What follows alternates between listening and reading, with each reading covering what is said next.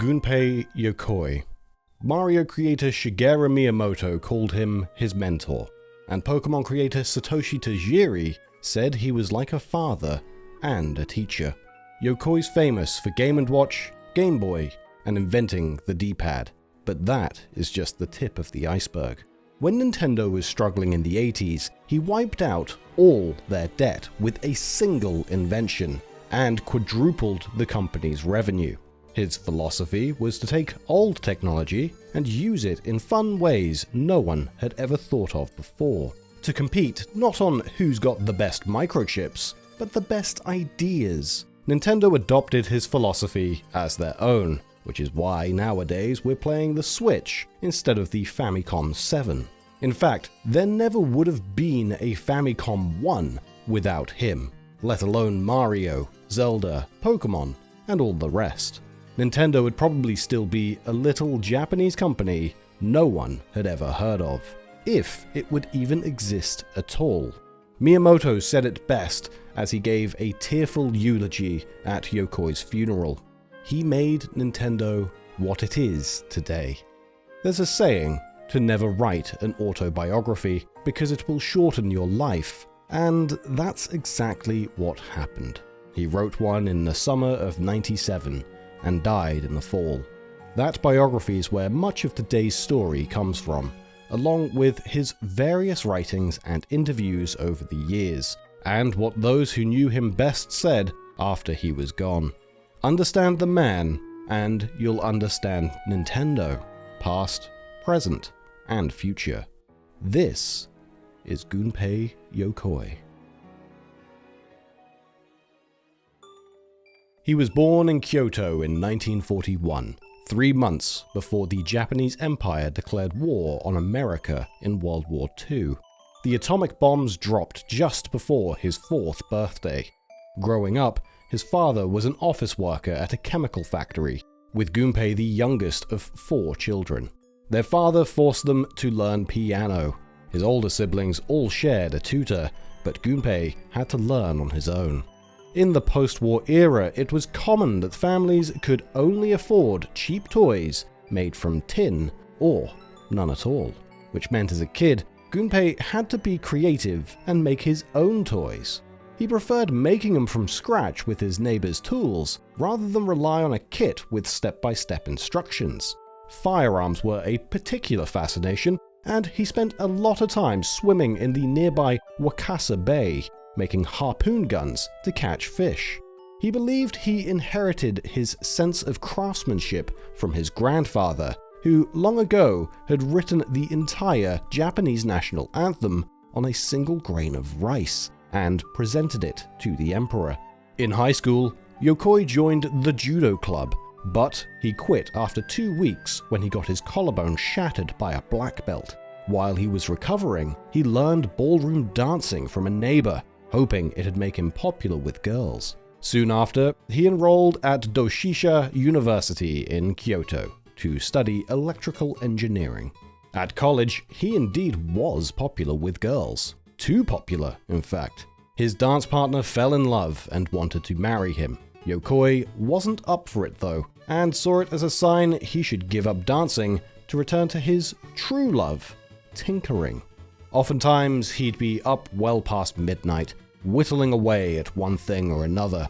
In the early 60s, he built his own car stereo with a cassette player. It was probably the world's first, he remembers.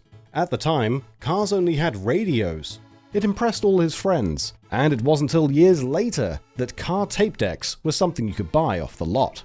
Every week he would drive that car a couple hours to the seaside and catch fish with his harpoon guns, to everyone's amazement. There are 2 kinds of people who like making things, the ones who do it for themselves, and the ones who like to show off and surprise others. Ever since I was a kid, I was the type that just loved making other people happy. In 1965, he graduated and went looking for work. Unfortunately, his grades had been embarrassingly low, and he got rejected by every major electronics company, one after another. He didn't want to leave his hometown, so he took a local job at a small company called Nintendo, who mostly made playing cards. My friends asked why someone with a degree in electrical engineering would take a job at a card company, he remembers. But honestly, I had no idea what I'd be doing at Nintendo. He'd soon learn that the only reason he got hired was because of a new law that required a company of Nintendo's size to have an electrical engineer on staff. Yokoi, as it turned out, was brought on solely to meet the law's requirements, even though, really, he wasn't needed. He ended up as a maintenance worker tasked with fixing glue machines and stuff like that. Most of his classmates did end up at big electronics firms, and he was embarrassed to run into them. He figured he'd just keep his head down, toil away in his menial job for 40 years, and hold out for retirement. But day to day, there really wasn't much for him to do. So he filled his time using company tools to perfect his harpoon making and kept making toys. One toy was actually something he'd made as a kid, but now improved upon. An extending hand for grabbing things out of arm's reach. One day, Nintendo's president, Hiroshi Yamauchi, discovered him playing with it on company time and summoned him to his office. Yokoi thought he was about to get fired, or at least chewed out. But to his surprise, Yamauchi said, "You know what? Let's sell that thing, but not as a toy. Make it a game instead." He had a thick Kansai dialect, by the way, which in English equates to something like a southern accent. The two men would eventually grow into a sort of father-son dynamic, but that wasn't till later. For now, Nintendo's card business was in decline. Yamauchi tried branching out to food products, a taxi service, and even love hotels to try and bring in more money, but with little success. Big toy companies had a stranglehold on the toy market, but Yamauchi did see an opening in the games market. So the stretchy hand was bundled with a rulebook and balls, and became Nintendo's first successful step into the games business. 30 years later, Yokoi looked back at this moment and said, "I realize now. This was the beginning of my life, and in a sense, it may have been the first step in the transformation of Nintendo the card company into the Nintendo you know today." Yamauchi named it the Ultra Hand, which went on to sell over 1 million units at $2 a piece. That was big money for Nintendo back then, and the profits essentially saved the company. The president set Yokoi free from his boring maintenance job and started a new section of the company, the development department, where Yokoi could tinker full-time. Yamauchi was like, "Alright, college boy, have at it. Think us up some more $1 million ideas." That stressed Yokoi out to no end, though. The Ultra Hand was something he made as a kid, but now he was expected to pump out hit after hit from scratch. So he thought back, once again, to his childhood. Long ago, he had a rich friend with countless toys, but what he loved more than anything was other kids throwing ping pong balls at him so he could whack them with some bamboo. Yokoi couldn't have cared less about baseball, but figured if that rich kid liked it more than any toy in the world, maybe that was an idea worth exploring. So he invented a miniature pitching machine for ping pong balls. It was dubbed the Ultra Machine and sold 2 million units, even more than Ultra Hand. Yokoi saw his toys on an assembly line, rolling down conveyor belts one after another, then loaded onto trucks to deliver all over Japan. "It was spectacular," he recalled. "That's when I began to feel confident the world would accept my ideas. I was really happy at Nintendo. The company bought everything I needed and paid me a salary to do all the tinkering I would have done anyway. Even on my days off, I couldn't wait to get back to work." In 1969, Yokoi's philosophy of making creative use of cheap materials began to form in his mind, which would serve as the basis for the rest of his life's work. It's usually translated as lateral thinking with withered technology, but perhaps a more easily understood translation is thinking sideways with mature technology. Cutting-edge tech is expensive and sometimes breaks down or glitches when it gets to market. because it hasn't had years of experience getting used by millions of customers. Old technology, on the other hand, is cheap to make and already proven to work. By thinking sideways, Yokoi could come up with new ways of using old tech to make stuff that's inexpensive, reliable, and fun. On that playing field, it's all about competing on who has the best ideas.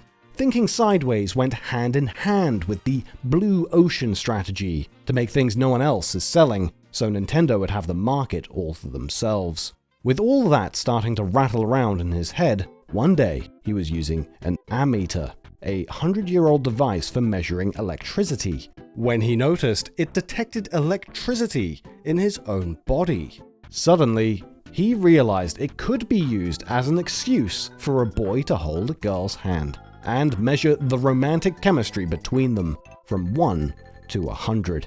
Getting a girl to hold your hand was no easy task back then, so a lot of boys bought one for just that purpose. Yokoi called it the love tester, and to sweeten the deal, claimed it's more accurate when a boy and a girl kiss. One day, Yamauchi left work and took one with him. Later, Yokoi got a phone call from him saying, "Hey, what's going on? We kissed, but the needle ain't moving." The boys back at Nintendo got a good laugh out of it. In his book, Yokoi says, "I used a love tester myself and held many women's hands, but eventually just holding hands wasn't enough for me anymore." Once he'd gotten all that love testing out of his system, it was around this time Yokoi met the one, got married, and before long, welcomed a son into the world. What's interesting is Yokoi never mentions them in his book. You won't find much record of him ever having a family online either, even in Japanese. His wife and son are incredibly private, and out of respect, we were asked not to show their photos in this video. Also, out of respect, and because it's an interesting story in itself, we want to talk about our sources. Yokoi's biography was authored by a guy named Takefumi Makino, who interviewed him for days on end. The book's about half Yokoi's own words, while Makino summarized the rest into a chronological narrative. It was published in June '97, but no one bought it. Everyone knew Yokoi's creations, but no one knew his name, so only a few hundred copies sold. Then the rest got destroyed. After Yokoi died a few months later, suddenly everyone wanted to read it, and the few surviving copies shot up to $1,000. Eventually, Nintendo Dream Magazine's Europe correspondent Florent Gorges managed to get his hands on one. With Makino's permission, and after meeting with Yokoi's family, Gorges translated the book into French with extra chapters and photos. Makino saw all the improvements and was inspired to write a new biography in 2010, with more from his Yokoi interviews that weren't included in the original book. Over the next decade, Gorges went on to conduct more interviews with surviving Nintendo staff, to write 4 volumes on Nintendo's entire history, which of course include a lot of stories about Yokoi. Most of the video you're watching now was compiled from all Makino and Gorges' books, and we want to express our utmost respect for their work. Without them, most of the world wouldn't know much about Yokoi beyond a list of his inventions. Gorges was personally involved in the making of this video as well, and we can't recommend his books enough. They're the definitive tellings of Nintendo history. If you like reading, you'll love them. Okay, now back to the story.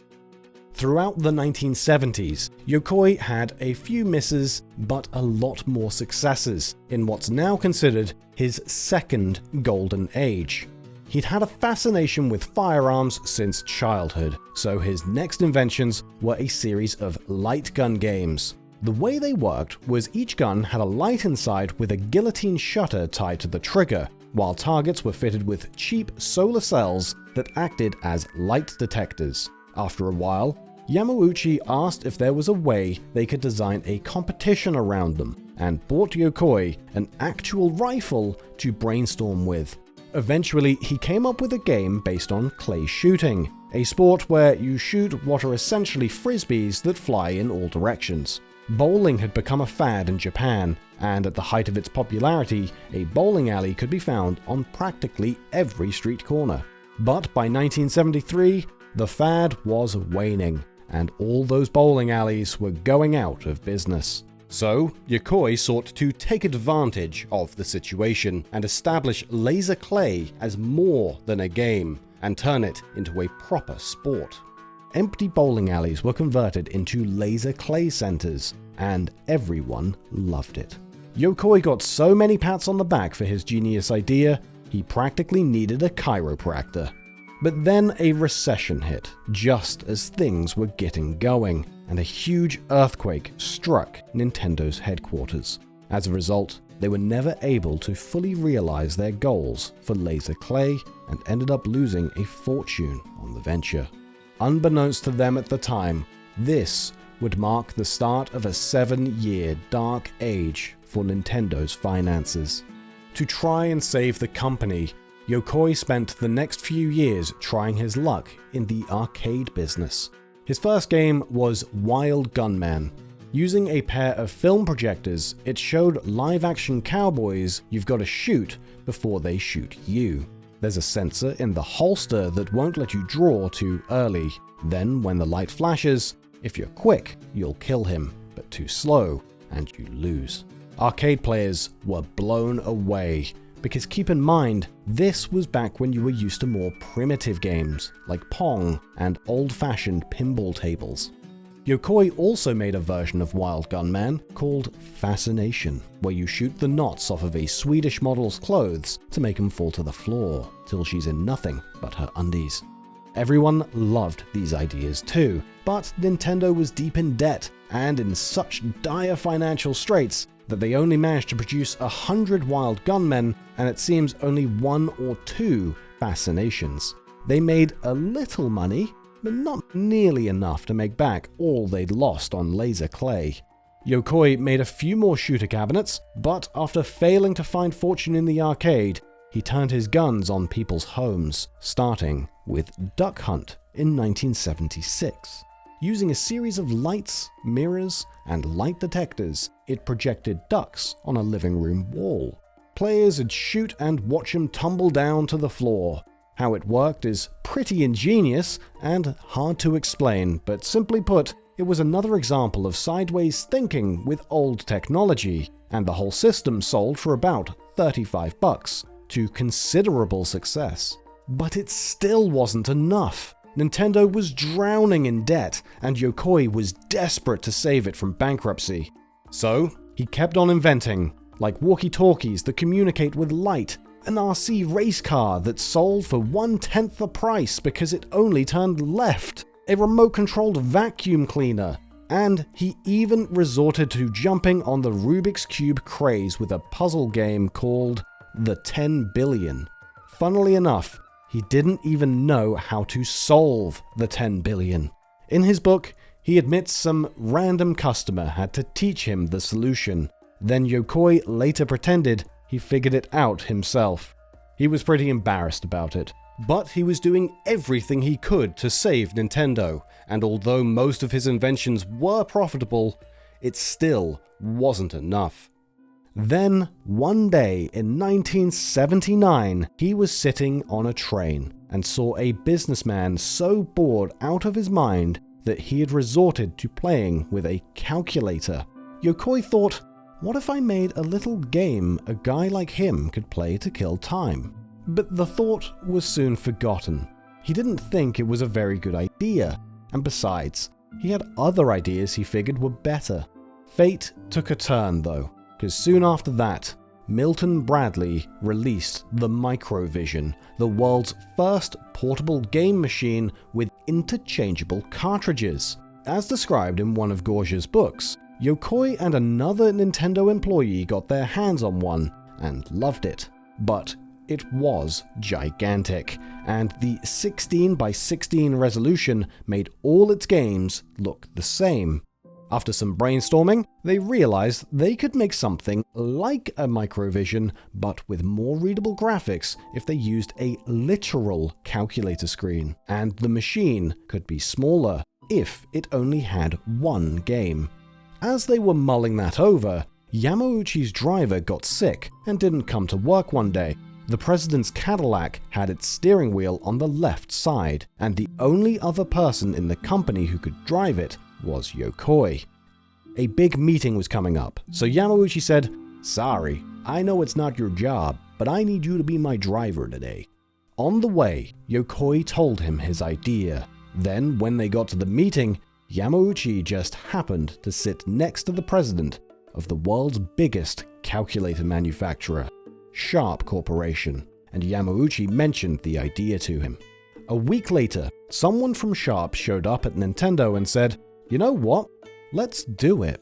Most of Nintendo's sales and marketing staff opposed the project, but Yamauchi gave the thumbs up, and that was all that mattered. So Yokoi got to work and thought, a businessman doesn't want to be seen playing games. It's embarrassing. On the train, it's customary to sit with your hands folded, so we'll make the game wide rather than tall, and small enough to hide in a pair of folded hands. Holding it like that, only the thumbs would be usable, so we'll make it playable with just thumbs. And it should have a clock too, since businessmen need to know the time. Nintendo had played around a little with arcade and video games, but this next invention, the Game & Watch, was the beginning of the Nintendo we know today. Yokoi originally thought he'd only make one game, but Yamauchi told him, might as well do a few. To everyone's surprise, they sold millions around the world and finally broke Nintendo out of its 7-year funk. The year before Game & Watch, the company had $75 million in revenue. The year after, it quadrupled to $300 million, and the profits allowed Nintendo to pay off every cent of its past debts. Their financial dark age had come to an end, and the beginning of Yokoi's third golden age had begun. Every now and then, Yamauchi would be like, "Okay kid, time for you to come up with some more game ideas." To which Yokoi was thinking, you know, it's really not that easy for the guy who's gotta make all those ideas. But of course, kept those thoughts to himself. Yokoi would later say in his biography, if the driver wasn't sick that day, he would have forgotten about the idea and Game & Watch never would have happened. And if Yamauchi hadn't sat next to Sharp's president at the meeting, it wouldn't have happened either. Perhaps it was fate. Of the 60 Game & Watches Nintendo released over the next few years, about 50 were games Yokoi thought up himself. At least the broad strokes, though often the finer details were worked out by his staff, especially the programming. Yokoi was more of an ideas guy and organizer of other people's talents, and didn't have the technical know-how to do his own coding. Now's a good time to mention that although the development department started as basically just Yokoi, it had slowly grown over time and now employed a lot more. Mostly younger guys, who Yokoi was keen to break out of their shells and unlock their full potential. When he started, there was no one there to poo-poo his wild ideas, and he wanted the new guys to feel that same sense of freedom. Oftentimes in meetings, Yokoi would speak up and say something silly to encourage his staff to do the same. When they thought up a new idea together, half the time he'd put their names on the patent instead of his own. That boosted their confidence and made them better contributors to the team. He did his best to tear down all hierarchical structures as best he could, and make it known that ideas from general managers, section managers, and ordinary employees were equally worth considering. Everyone was encouraged to think outside the box, and by organizing their pursuits all together, he was able to consistently generate millions upon millions of dollars. People called his management style Yokoism. There was undoubtedly a lot of what today we'd call crunch, but despite that, most everyone was having fun and looked forward to work every day. Secretly though, as the operation grew and grew, Yokoi was getting stressed under the mounting pressure. He also butted heads with other higher-ups, which he attributed to office politics he was able to avoid the worst of, since he wasn't driven by money or fame. Despite those difficulties, he did his best to hide them from the lower-level workers. Water your seeds, give them sunshine, and they'll grow into fruits. That was Yokoi's thinking. In 1977, one of Nintendo's new hires was a young Shigeru Miyamoto. For the first few years, he was assigned unmemorable tasks like package design, but got his chance to shine in '81 after a Nintendo arcade game called Radar Scope failed to sell. At this point, the development department was split into two halves. R&D 1 was still Yokoi's, while R&D 2 was under Masayuki Umura, who'd come over from Sharp back when Nintendo was buying their solar sensors to make light guns. Radar Scope was made by R&D 2, but when it flopped, R&D 1 was tasked with salvaging it in any way they could. The stakes were high, as the newly formed Nintendo of America had bet big on Radar Scope, and was now sitting on thousands of unsold arcade cabinets. As a result, they were essentially broke, and close to going bankrupt. So together, Yokoi and Miyamoto set out to design a new game that could run on the same cabinets. Initially, they based it on a Popeye cartoon, where Olive sleepwalks through a construction site. The rights didn't come through though, so the characters were changed to a giant gorilla, a gorgeous babe, and an old man. Yokoi said to give the old man overalls since it's a construction site, and Miyamoto threw a mustache on him. Miyamoto suggested barrels roll around, which the old man could dodge by going up and down ladders. In practice though, it was frustrating, so Yokoi said a button should let you jump over the barrels, and thus the world's first platformer was born. The old man that Yokoi and Miyamoto designed together eventually came to be known as Mario, while the game itself was named Donkey Kong, after the gorilla.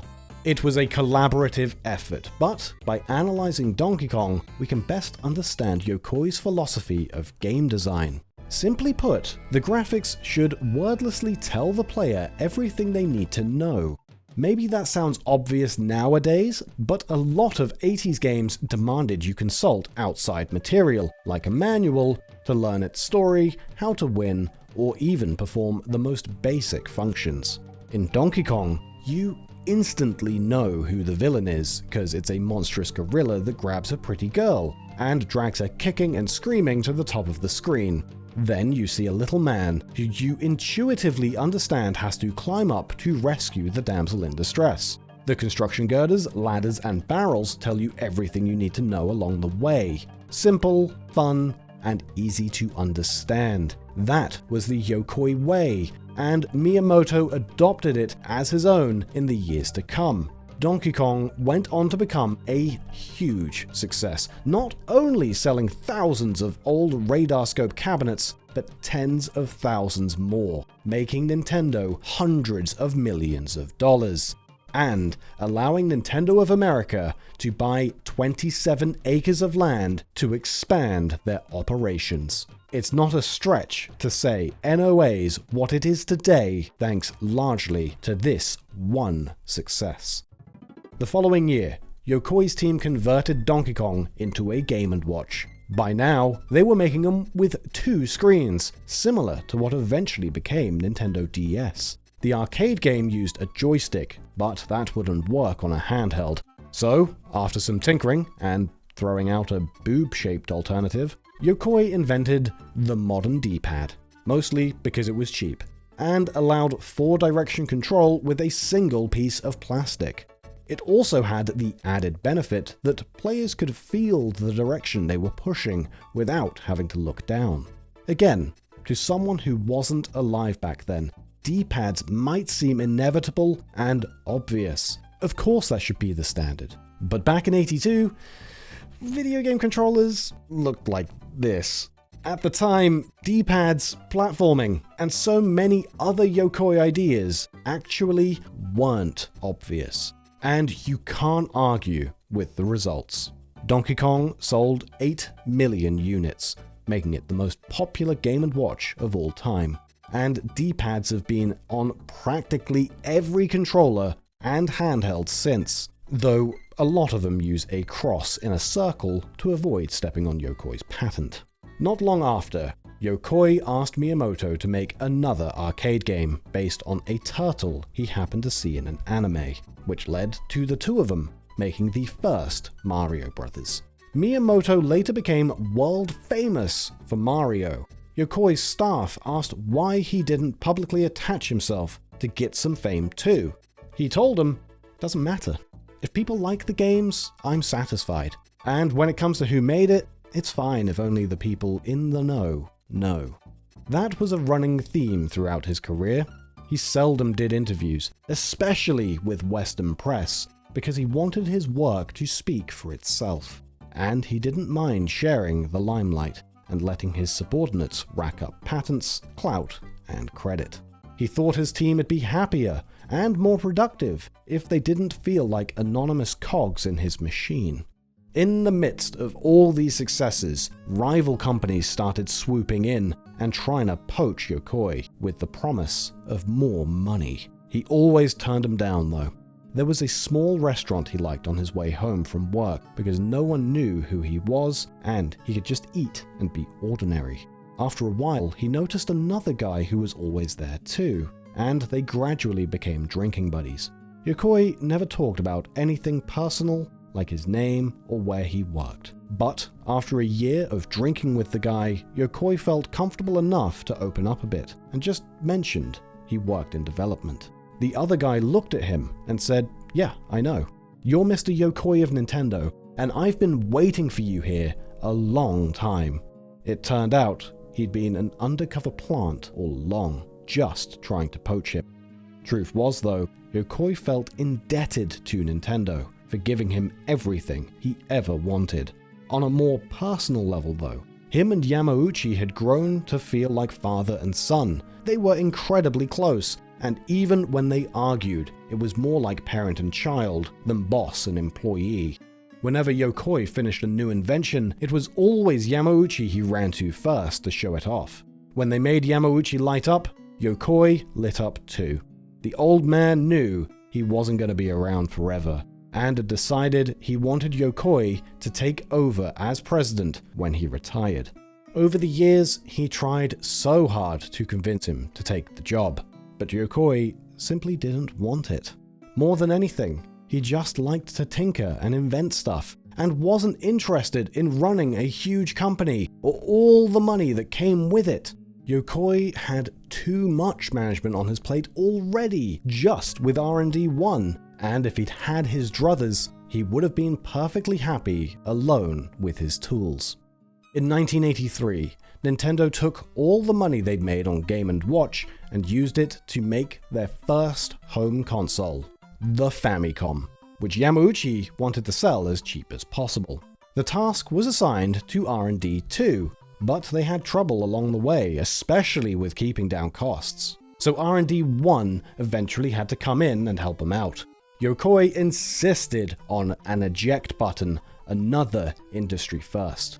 And of course, the controller featured his now iconic D-pad.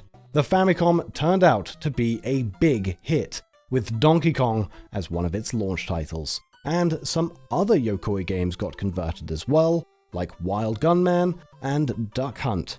Under Yokoi's producership, lots of original games were made too, including Metroid, Ice Climber, Kid Icarus, Famicom Wars, Famicom Detective Club, Wrecking Crew, and more.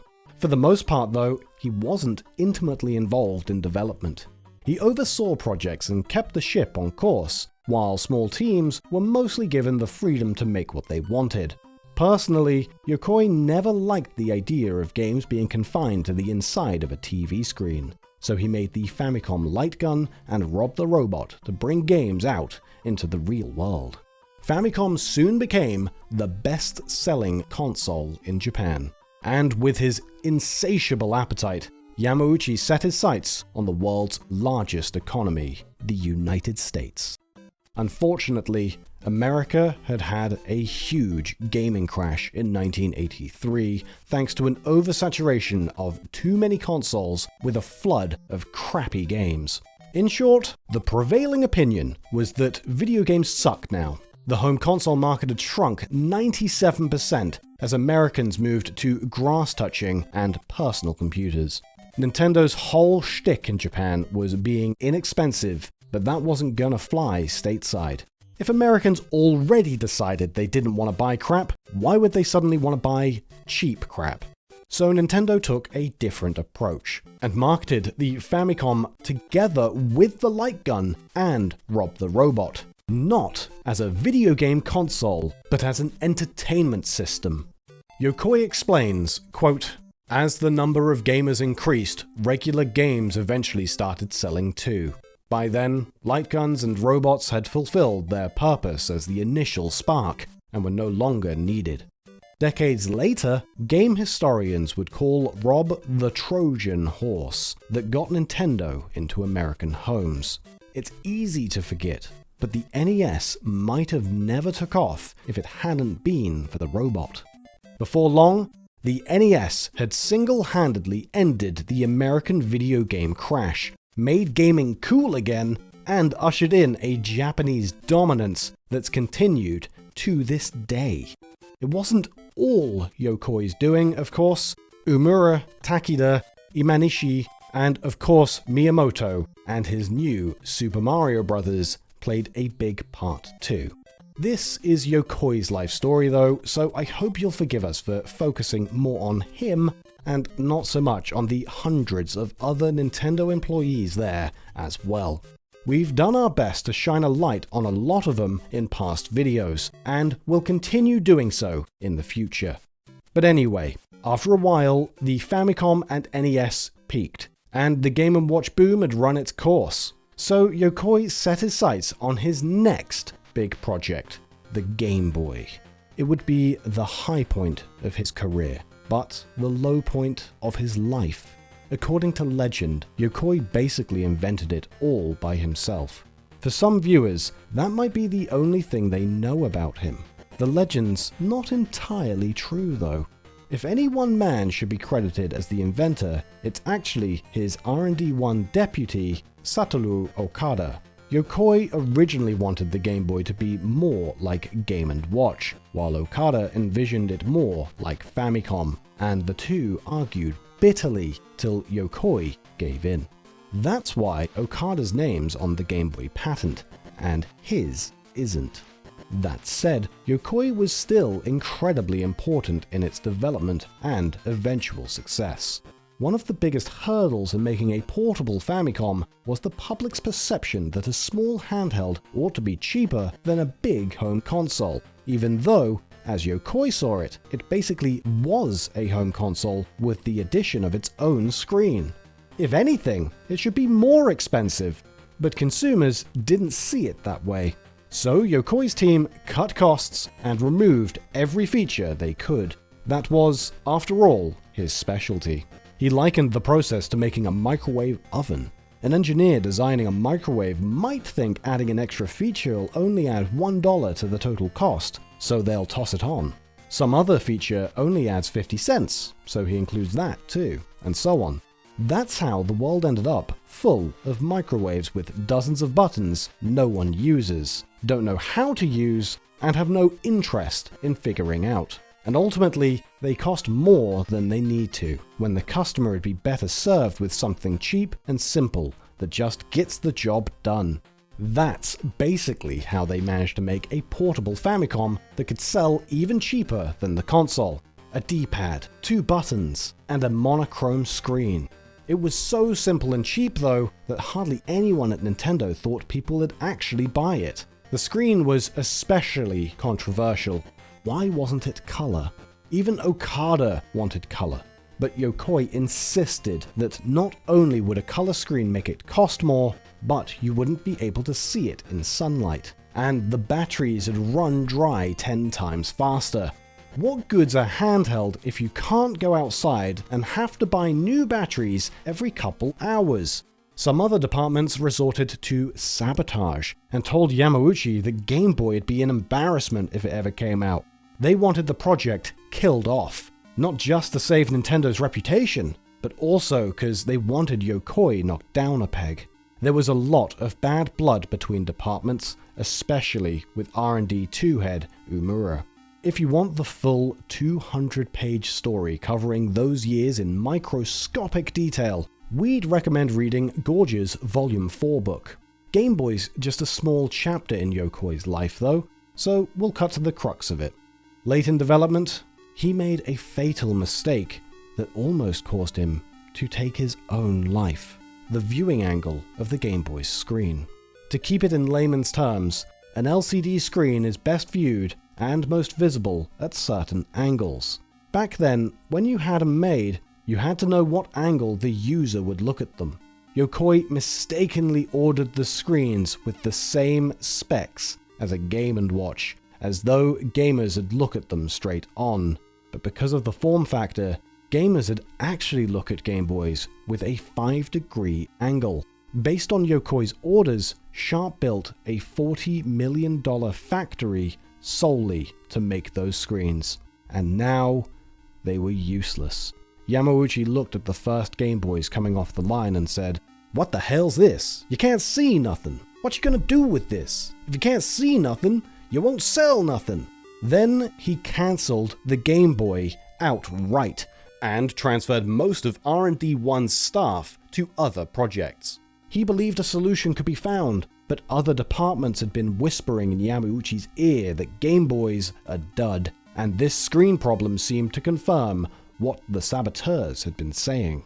Yokoi mostly avoids talking company drama in his own biography, but in Gorges' book, R&D 1's Yoshihiro Taki doesn't hold back.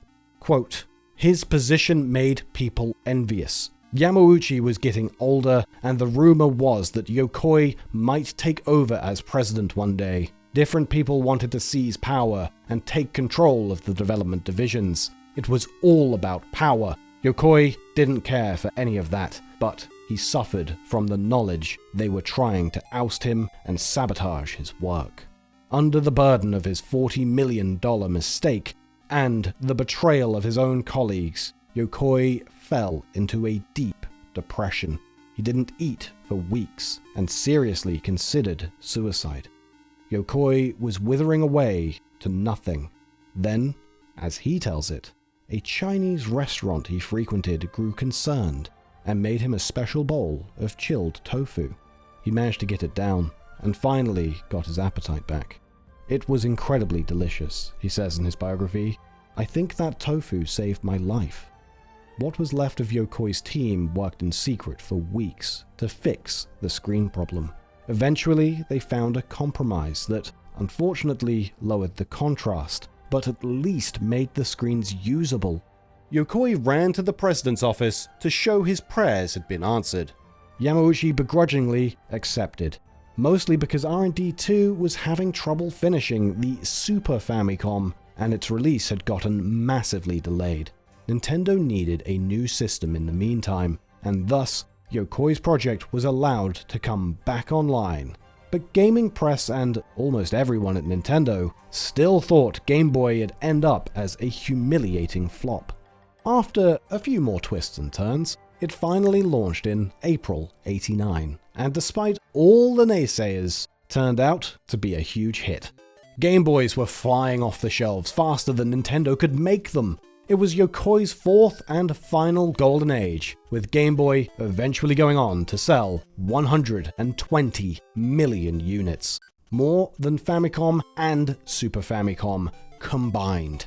Interestingly, throughout his career, Yokoi loved getting ripped off and copied. When he saw off-brand Ultra Hands, Game & Watch copycats, and especially Sega's Game Gear, instead of getting mad, he took it as a form of flattery. Game Gear, by the way, did have a color screen, but it ate up battery like nobody's business, and was part of the reason it sold for nearly twice as much as the Game Boy. Ultimately, Nintendo's handheld outsold Sega's by more than 10-1. There's a couple more stories Yokoi doesn't tell in his biography, but have been told by others. Like that one day Nintendo got a letter from a mother whose son had a disabled left hand and begged for a Game Boy with the buttons and D-pad reversed. Yokoi made her one in a few hours and said not to tell Nintendo, because he wasn't supposed to do that kind of thing. A letter arrived from another mother too, this time asking for repairs on her son's Game Boy after he got hit by a car riding his bike. Yokoi sent him a brand new one for free, along with a note telling the kid in the future, watch out for cars. Yokoi oversaw just about every first-party Game Boy release, though just like his producership on Famicom, for most games he was pretty hands-off. One notable exception was Dr. Mario, which he designed after Yamauchi said Game Boy's success was thanks to Tetris. He said it at a New Year's party in front of everyone, and Yokoi took offense. The idea that he owed his success to someone else's game. So, he made Dr. Mario to prove his worth, which sold over 5 million copies and became the 6th best-selling Game Boy game of all time, plus another 5 million on Famicom. Otherwise, he mostly let his subordinates make the games, but even then, his direction was critical to the platform's success. Like when he instructed the Tetris team to add a 2-player versus mode. Tetris had been invented in the Soviet Union a few years before, but wasn't a mega hit till it landed on Game Boy, where it exploded and sold 35 million copies. The only Game Boy game to ever outsell it was Pokémon. And it's at this point that Yokoi's story dovetails with a little company called Game Freak. In the late 80s, gaming magazine writer Satoshi Tajiri started what today we'd call an indie studio, and worked out of an apartment with his friends to make small arcade-style games. One day he saw the newly announced Game Boy and Link cable, and thought up a game where friends trade monsters back and forth. Long story short, Tajiri pitched the idea to Nintendo, who agreed to help fund the project. And because it was a Game Boy game, Yokoi took over as producer. As usual, he was pretty hands-off, but after a while, Game Freak ran out of money and couldn't continue. So, Yokoi gave him side projects to bring in money, like a Yoshi puzzle game. Not only did he lend them the IP, he also helped in the ideas stage. Yoshi released on Game Boy and Famicom in late '91 and sold just shy of 5 million copies, which gave him the funds to continue making Pokémon. Later, Game Freak ran out of cash again. So Yokoi gave him an idea for a Mario puzzle game, which released in '93 as Mario and Wario. As a creator, getting praise from Yokoi was just like being praised by my parents, said Tajiri. He was like a father to me. Looking back years later, Miyamoto said, I think this was when Tajiri learned how to take his ideas and turn them into video games. Eventually though, Yokoi passed off the role of Pokémon's producer to Miyamoto, because he'd gotten too busy with what he intended as his last big project for Nintendo, the Virtual Boy. At this point, Yokoi had grown disillusioned with the direction of the video game industry. In the past, it had always been about ideas. That was, after all, the basis of his philosophy. Sideways thinking with mature technology, where good ideas can beat out expensive microchips. But now it had become the era of Super Nintendo versus Sega Genesis, and soon on to N64. Nintendo had fallen into the same trap as the competition that they'd for so long avoided, competing on graphics, storage capacity, and whose console could display the most colors. The Bit Wars. Software was changing too, into 50-hour RPGs, fighting games with 5-button combos, and other games that simply weren't his style. It wasn't the market's style either. As games got more complicated, people were opting out and taking up other hobbies instead. So, Yokoi decided to leave Nintendo and forge his own path in the industry to get back to its roots. He intended to leave when he turned 50, but first wanted to give Nintendo one last souvenir. A thank you gift for all Yamauchi had done for him, and a way for Yokoi to go out on a high note. He'd always been drawn to ideas that escaped the confines of a screen, so this last project would exemplify that in spades by having games jump out in 3 dimensions. It wasn't aimed at the hardcore crowd, but at the same kind of people who played Game & Watch, or never played games at all, who were more interested in having fun than following step-by-step guides and devoting hours to memorizing button combinations. Simply put, it was for regular folks, to offer entirely new kinds of games, out in the blue ocean. One of our next videos is going to be solely dedicated to the Virtual Boy, so we don't want to dive too deep here in his biography. But, long story short, it ended up a failure. And Yokoi knew if he left Nintendo now, it'd look like he was resigning in disgrace. So, he decided to do one more project, and quickly threw together a design for the Game Boy Pocket, which he was sure would be a success. It was smaller, lighter, had a clearer screen, better battery life, and could be sold for an even lower price than the original. It launched July 21st, 1996, 1 year to the day after Virtual Boy.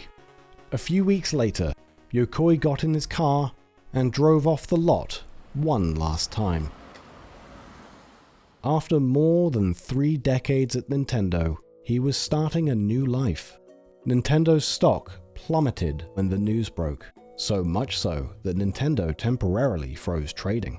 A prominent newspaper reported that Yokoi resigned as a way of taking responsibility for Virtual Boy's failure. In response, he wrote an article of his own titled "Why I Left Nintendo," where he said, no, that's not why he resigned. Some said it was because he'd gotten fed up with Yamauchi ruling Nintendo like a dictator. Yokoi denied that too, instead praising Yamauchi and saying they'd agreed to keep working together in the future, just on different terms. It wouldn't be published till over a decade later, but in his second book, Makino reveals more personal details about his interviews with Yokoi. That resigning over one flop, the Virtual Boy, simply wasn't how things worked at Nintendo, and especially not between Yamauchi and Yokoi. Makino was shocked when the usually cheerful Yokoi teared up when he talked about leaving Yamauchi's side, how in that moment he looked like a crying little kid. The 2 men shared a bond much deeper than just boss and employee. Back to the newspaper article though. Yokoi denied those rumors, but did say that Nintendo would come down with what he was calling the big company disease, which was basically mirroring what the competition was doing while refusing any idea that couldn't earn tens of millions of dollars. It wasn't the same Nintendo it used to be, and he simply didn't feel like he belonged there anymore. That's why he left, to start his own company called Koto, named for the city he was born and where he'd spent his entire life. He vowed it'd never grow bigger than 30 employees and continue his philosophy of sideways thinking, where he could putter around on fun little inventions with the kind of freedom Nintendo no longer offered. A few guys from R&D 1 went with him. He publicly teased that one of their first projects would be a new game system, but said the details would be secret for a few more years till it was ready. He was also working with doctors to bring his skills to the medical field, to combine gaming with physical rehabilitation. So if, say, someone was in an accident, they could play games to learn to walk again. It'd make recovery quicker and more enjoyable for the patient. All was going well for Yokoi and his new startup. Then, on October 4th, 1997, he decided to take a day off and go play a round of golf with a friend. His friend was driving, and on the way, rear-ended the truck in front of them. So they both got out to check the damage. At that moment, a car came speeding by.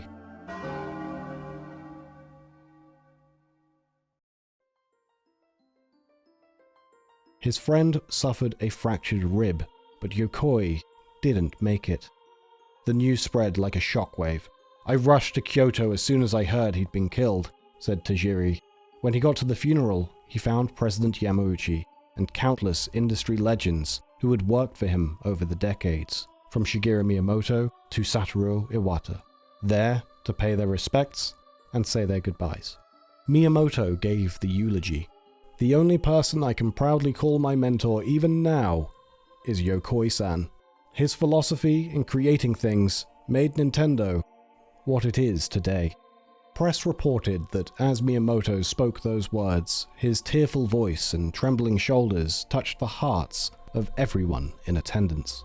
It was a simple ceremony, but warm, reflecting the personality of the deceased. Miyamoto designed the tombstone, engraved with some of Yokoi's proudest achievements, from Ultra Machine and Laser Clay to Game & Watch and Game Boy. President Yamauchi stayed long after most everyone else had gone, sitting at the burial site alone with his thoughts. He didn't have much time to grieve though, because before long, behind the scenes, he heard about Yokoi's secret console project. It turned out, Bandai had hired him to design a new handheld called the WonderSwan. It was superior to Game Boy Pocket in every way. A better screen, longer battery life, a clever system-flipping concept, and at only $38 was going to sell for a significantly lower price. Yamauchi called a meeting of all Nintendo's department heads and put together a plan to make a new, color Game Boy as a response. Business was business after all, and he now had the responsibility to crush Yokoi's final creation. Nintendo announced Game Boy Color a couple weeks before Bandai revealed WonderSwan, and launched it a little earlier too, all in a bid to distract gamers from the fact WonderSwan even existed. WonderSwan enjoyed a successful first few months anyway, but Nintendo aggressively cut the GBC's price to ensure its downfall. Game Boy Pocket was created solely to preserve Yokoi's honor, but Game Boy Color's purpose was to annihilate Yokoi's final invention. The WonderSwan never left Japan, but at 3.5 million units sold, it still managed to achieve second place in the Japanese handheld war, far ahead of other competitors like Sega Game Gear and Atari Lynx. Nintendo's system, of course, ultimately won out. All that said, it wasn't Game Boy Color that put WonderSwan in the grave. It was Pokémon. In 1996, Game Boy was a dead system and hadn't gotten a single new game in the months leading up to Tajiri's magnum opus. But Pokémon slowly and steadily grew into a global phenomenon that, over the next few years, resurrected the Game Boy boom. Game Boys went from selling 4 million units a year to almost 20 million, and a new wave of hundreds more games came out to ride Pokémon's coattails. If not for that, the WonderSwan would have easily beat out all the competition to become the generation's dominant handheld. In an ironic twist of fate, Tajiri had unintentionally dealt a crushing blow to Yokoi's last legacy. The circumstance had played out in a tragic conclusion, as competing ambitions between surrogate fathers and sons. There was a silver lining, though, for Yokoi's lasting memory, because he'd also designed a puzzle game for WonderSwan's launch, which ended up as his own swan song. It was posthumously named Gunpei in his honor, and released to critical acclaim 2 years after his death. Famitsu scored it 33 out of 40. Coming from them, that's high praise, 4 points higher than they even gave Pokémon. Gunpei was too good to be forgotten, so it eventually got ported to PlayStation, DS, and nowadays you can even get it on smartphones. A WonderSwan playing Gunpei even got a few cameos in the newest Evangelion movie. In fact, if you know what to look for, you'll find Yokoi references and Easter eggs all over the place. The primary mechanic in Zelda Tears of the Kingdom was named Ultra Hand. The Love Tester was a treasure in Pikmin 2, and pretty much everything Game & Watch related in Super Smash Bros. Is an homage in one way or another. The list goes on. Perhaps the biggest dedication of all is a good chunk of the new Nintendo Museum, where you can interact with some of Yokoi's iconic inventions, and even buy recreations of the original Ultra Hand. Yokoi's legacy is more than just countless homages though, because Nintendo may have lost their way for a while in the 90s, but eventually found their way back. When the Wii was announced, a Japanese journalist asked why it was so underpowered compared to PlayStation and Xbox. Nintendo's new president, Satoru Iwata, told them, "Gunpei Yokoi taught us to think laterally with withered technology and compete with our ideas. His protege, Miyamoto, inherited his philosophy, and when I took the role of Nintendo's president, I decided to continue that corporate culture and stay on Yokoi's path." In Japan, the Wii and DS were both viewed as a return to Yokoi's ideas, after Nintendo had spent the past decade trying to compete directly with the likes of Sony, a battle they were, frankly, unable to win. But all that changed with the Wii, which went on to outsell PlayStation and Xbox. The DS also outsold the much more powerful Sony PSP at a rate of almost 2-1. Nintendo stayed on Yokoi's path for generations to come, sideways thinking, escaping the confines of a TV screen, and the blue ocean. In 2003, Yokoi was posthumously awarded the GDC Lifetime Achievement Award, which his wife and son accepted on his behalf. If not for that car accident, today he'd be 83 years old. The man who gave so much to gaming undoubtedly would have given more if he had the chance, and probably taught the lame to walk. In a reprint of Yokoi's original 1997 biography, Makino added a new epilogue, ending with these words: "This book will probably be forgotten someday, but even if it is, there'll surely come a day when people will want to read it again, because Yokoi's words are filled with the essence of what makes games fun." And, well, here we are, fulfilling that prophecy. A colleague once said, "It's a pity he died too soon, but in life he taught us how to live." We'll be back soon with a video solely dedicated to Yokoi's parting gift, the Virtual Boy. A twist and turny tale that breaks from a lot of the cliches you've probably heard so many times over the years.